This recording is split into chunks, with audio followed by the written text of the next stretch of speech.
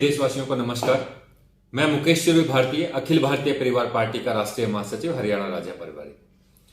साथियों, आज एक खास विषय पर मैं आप सबके बीच में लाइव आया हूं और विषय क्या है कि मोदी जी ने एक सर्कुलर निकाला है 16 नवंबर को, इसी 16 नवंबर 2021 को, और उसमें आजादी का अमृत महोत्सव के बारे में जिक्र किया है। आजादी का अमृत महोत्सव मनाना है तो ठीक है, मनाइए, हम मना नहीं करते, लेकिन बात यह है कि आप किससे मनवाना चाह रहे हैं। आप मनवाना चाह रहे हैं छोटे बच्चों से, 4 साल से लेकर 12 साल के बच्चों के लिए। आप एजुकेशन की अगर बात करें तो एजुकेशन को किस तरीके से आपने और आपकी सरकार ने किस तरीके से बच्चों के ऊपर अगर बात करें तो शोषण किया है बच्चों का। बच्चों को प्रॉपर तरीके से एजुकेशन की जो फैसिलिटी मिलनी चाहिए वो नहीं मिल पा रही है। जो बच्चा स्कूल में जाना चाहता है वो पहुंच नहीं पा रहा है। व्यवस्था इतनी खराब है और आप उनसे आजादी का अमृत महोत्सव के बारे में आप बोल रहे हैं कि 4th क्लास से, 4थी क्लास से लेकर 12वीं क्लास तक के बच्चे सभी के सभी उनके पेरेंट्स या उनके गार्डियन सभी के सभी गार्जियंस परचेज करें पोस्ट कार्ड, और पोस्ट कार्ड परचेज करके मोदी जी के पीएमओ हाउस में भेजें।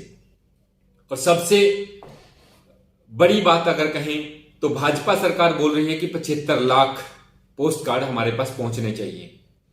अब आप खुद आइडिया लगा सकते हैं, क्या पूरे देश में 4th क्लास से लेकर 12th क्लास तक केवल 75 लाख ही बच्चे हैं, जबकि सरकार का ऑर्डर है और सरकार आजादी का महोत्सव मना रही है, अमृत महोत्सव मनवा रही है, और फिर भी सिर्फ 75 लाख। ये बात सोचने का विषय है। उनको पता है इस पॉइंट के ऊपर, अगर इस बात के ऊपर अगर बात भेजने की करें तो आज भाजपा और मोदी सरकार पर जनता का और बच्चों का विश्वास नहीं है। और सबसे बड़ी बात यह है कि बच्चों को राजनीति से लेना क्या है, और बच्चे राजनीति के बारे में सोचें क्यों अभी से। अगर बच्चों को राजनीति के बारे में सोचना है तो भाजपा सरकार खुद सोच रही है कि 75 लाख आ जाएं, वो भी हमारी गनीमत है। क्योंकि आज की अगर सिचुएशन बात करें, आर्थिक रूप से ले लें, रोजगार के रूप में ले लें, या जितनी भी समस्याएं हैं आज पूरी की पूरी भारत में ही हैं और वो भाजपा सरकार में है। चाहे वो बेरोजगार युवाओं को देख लीजिए, किसानों को देख लीजिए, जिनकी नौकरियां थी उनको देख लीजिए, उनकी नौकरियां चली गई। और जिनके छोटे मोटे व्यापार थे, छोटे मोटे दुकानदारी कर रहे थे या बिजनेसमैन थे, उनके आज बिजनेस खत्म हो चुके हैं। आज कोविड की वजह से पता नहीं कितनों ने अपने परिवार को खोया है, सिर्फ एक व्यवस्था की वजह से, क्योंकि सरकार वो व्यवस्था मुहैया नहीं करा पाई जिसकी वजह से किसी ने अपनों को खोया है।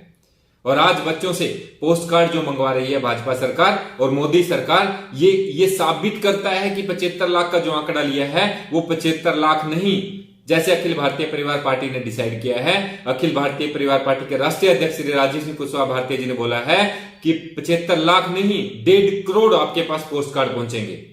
और पोस्ट कार्ड पहले भी जो बेरोजगार दिवस मनाते हैं मोदी जी के जन्मदिन दिवस पर 17 तारीख को, तब भी हमने पोस्ट कार्ड भेजे थे और पोस्ट कार्ड में हमने लिखा था कि या तो युवाओं को रोजगार दो, नहीं तो कुर्सी छोड़ दो। और उसमें प्रत्येक अखिल भारतीय परिवार पार्टी के कार्यकर्ता या एक्टिव मेंबर्स, साधारण सदस्य, सक्रिय सदस्य, लीडर्स, सभी ने मिलकर जितना इस मुहिम में भाग ले सकते थे, जनता ने भी काफी सपोर्ट किया और अलग अलग पार्टी के नेताओं ने भी इस मुहिम में हिस्सा लिया और बहुत से पोस्ट कार्ड भेजे। और अब भी मैं सभी के सभी गार्जियन से, पेरेंट्स से या सभी से एक बात बोलना चाहूंगा कि मोदी जी को पोस्ट कार्ड भेजिए। जो वो मांग रहे हैं वो भेजो ना भेजो वो अलग बात है, लेकिन भेजिए। उसमें लिखिए कि बेरोजगार युवाओं को रोजगार दो, नहीं तो कुर्सी छोड़ दो। और ये 1 दिसंबर से लेकर 20 दिसंबर तक मोदी जी ने अनाउंस किया है कि 1 दिसंबर से लेकर 20 दिसंबर तक आप ये पोस्ट कार्ड भेज सकते हैं।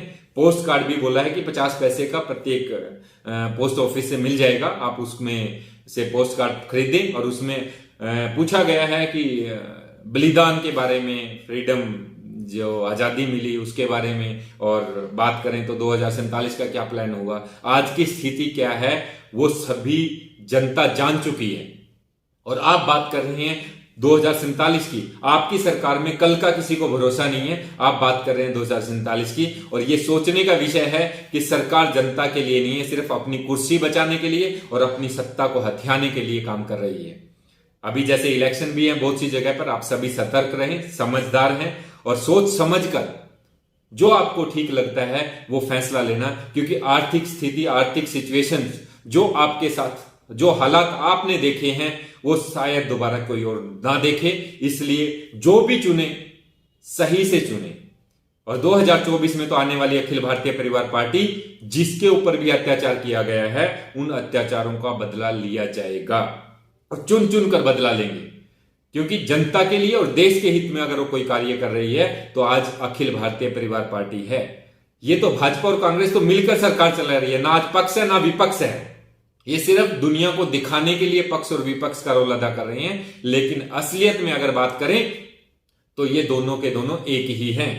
और अब जो क्रांति अखिल भारतीय परिवार पार्टी ने राजनीतिक क्रांति का शुरुआत की है, वो 2024 में अपनी सरकार बनाएगी और आम व्यक्ति, जो कि अपने घरों से निकला हुआ छोटा सा साधारण व्यक्ति को भी राजनीति में सांसद बनने का मौका अखिल भारतीय परिवार पार्टी देगी, जिसमें महिलाओं की भागीदारी कम से कम 33% और ज्यादा से ज्यादा 50% तक की भागीदारी रहेगी। क्योंकि महिलाओं को अधिकार है और महिलाएं के ऊपर जो अत्याचार हो रहा है, तो महिलाएं संसद में बैठें और अपना कानून खुद बनाएं, तब जाके देश की व्यवस्था और देश का जो कानून के ऊपर से जो विश्वास लोगों का हटा हुआ है, वो दोबारा से उस कानून के ऊपर विश्वास बनेगा।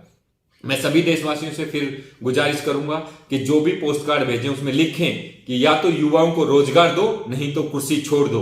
हम इस कैंपेनिंग को रेगुलर चलाएंगे और जो भी साथी इस कैंपेनिंग से जुड़ना चाहता है, अखिल भारतीय परिवार पार्टी के किसी भी सदस्य से बात करके आपके एरिया में, आपके लोकसभा में, आपके विधानसभा में, आपके डिस्ट्रिक्ट में, आपके राज्य में, कहीं पे भी आपको अखिल भारतीय परिवार पार्टी का सदस्य जरूर मिलेगा और आप किसी से भी कांटेक्ट कर सकते हैं। अगर नहीं है तो आप मेरे वॉल पे आकर या अखिल भारतीय परिवार पार्टी के पेज पर जाकर आप अपना नंबर छोड़ेंगे तो कोई ना कोई अखिल भारतीय परिवार पार्टी का व्यक्ति आपसे बात करेगा। सभी को जय हिंद, जय भारत।